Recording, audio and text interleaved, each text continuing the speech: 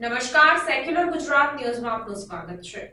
વડોદરામાં રહેતી પરપ્રાંતીય મહિલા પર દુષ્કર્મ કેસમાં વાઘોડિયા વિધાનસભા બેઠકના ઉમેદવાર ધર્મેન્દ્રસિંહ વાઘેલાના પૂર્વ પીએની થઈ ધરપકડ।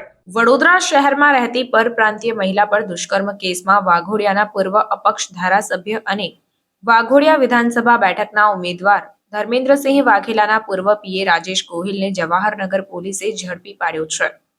આરોપી રાજેશ ગોહિલ રામપુરા ગામ ખાતે આવેલા ભોળાનાથના મંદિરે દર્શન કરવા માટે જવાનું છે તેવી માહિતી મળતાની સાથે જ પોલીસે મંદિર બહાર વોચ ગોઠવી હતી અને રાજેશ ગોહિલ મંદિરમાંથી દર્શન કરીને બહાર આવતાની સાથે જ પોલીસે તેને કોર્ડન કરીને દબોચી પાડ્યો હતો અને તેની ધરપકડ કરી હતી। હવે તેના રિમાન્ડ માટે વડોદરા કોર્ટમાં રજૂ કરવામાં આવશે।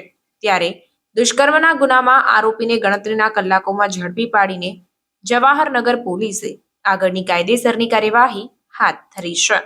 આપને જણાવી દઉં કે આ કામગીરી દરમિયાન રાજેશભાઈ પ્રતાપભાઈ ગોહિલ નામક આરોપીની ધરપકડ સાથે વધુ તપાસના ચક્રો ગતિમાન કરાયા। રિપોર્ટ નઝીર શેખ સાથે કેમેરામેન આરિફ સૈયદ, વડોદરા।